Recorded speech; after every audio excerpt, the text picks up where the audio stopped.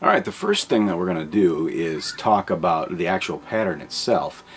Your three chords are G7, C9, and D9. Basically kind of standard blues material. But first of all, let's talk about, since you're at the intermediate level, I'm assuming you know what a barred chord is.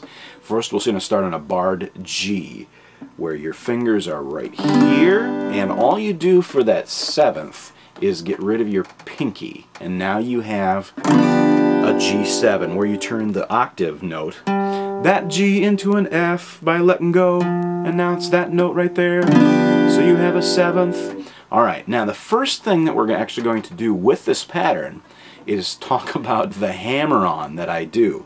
And most of you at the intermediate level should probably have heard by hammer-on by now. But it's simply where you do not make the note sound with your pick. Instead, you hammer with your fingers, and you actually make the chords come from there. So this one, it is that G7 position, and all you do is hammer on, stroke down, and then hammer. That's what you have to do first. You actually have to practice that technique first. And why don't you do that? Actually shut off the video for just a moment and practice just doing this over and over again. Downstroke and then hammer without stroking. Down, hammer, down, hammer, down, hammer, down, hammer. Practice that for just a moment. Alright, so now that we've established the hammer-on, that we'll do the rest of the pattern. It's simply, as you can see on your screen, it's down, hammer-on, down, up, down. Then the rest of the measure is mostly just swinging the pick, your arm up and down. As you're swinging, you're just playing the rhythm, and you're playing 16th notes, so there'll be four of them here, four of them to a beat. 1 E and a 2 E and a 3 E and a 4 E and a 1 E and a 2 E and a 3 E and a 4. That's how you get that rhythmic snappy sound. So when you have those arrows with the X's through them, that just means that you don't actually press down on the fretboard. You're actually just releasing and doing it gently. So when you do those rhythmic things, you're going to get that kind of a sound out of it. So it goes once again, down, hammer. Now when you're hammering, you're lifting your arm up like this. Down, hammer, down, up, down, release.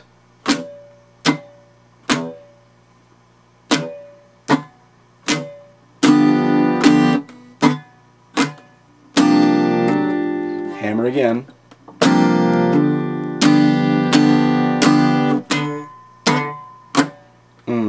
Up, down, up, down, up. Okay, so as you practice this, then you can get it going faster and faster.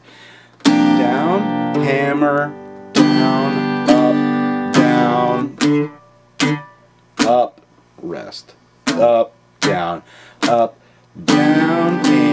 rest, rest. Hammer, down, up, down, rest, up, down, up, rest, rest. So slowly, as you get it going faster, you can do it.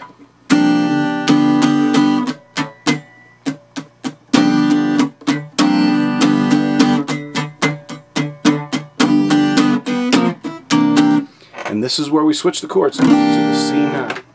So when you switch to the C9, it's simply this. Now, which is a C chord, and everybody knows how to play a C chord. Your first finger's there, your second's there, your third's there, your standard C chord. But then, what you want to do is take your first finger off, and now your pinky will replace all these first three strings down here. So you're actually, it's not even a stretch, it's actually a very comfortable chord to play.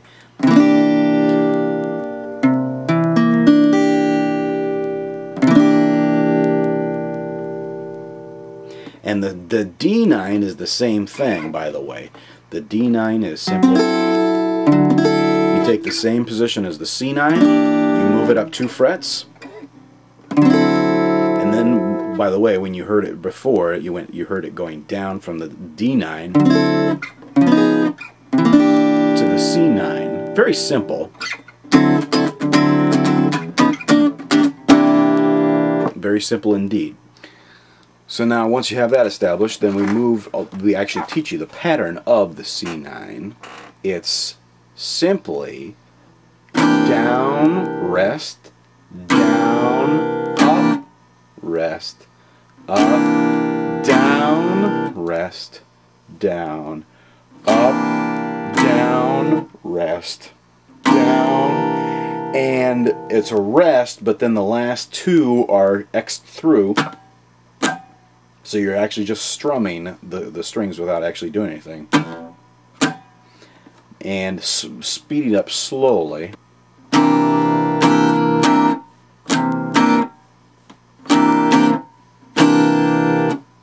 So now we want to speed that up just a little bit. So let's go.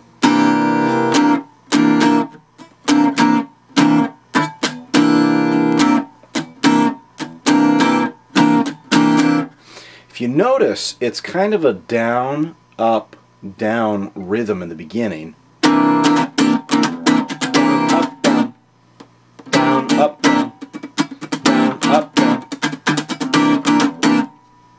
The accents you can see are on 1, the of 1, and the and of 2.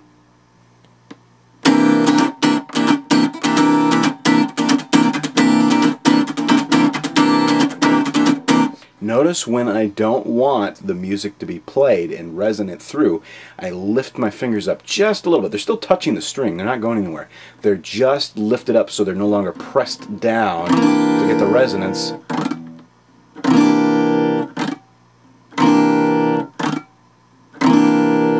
I think you can see the difference in the tension of my fingers.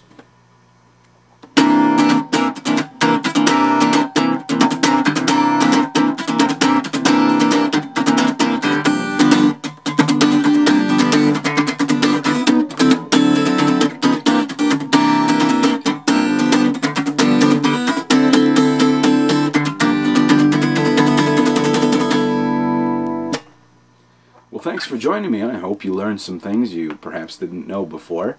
Join me again on the next David Whitestone musical experience.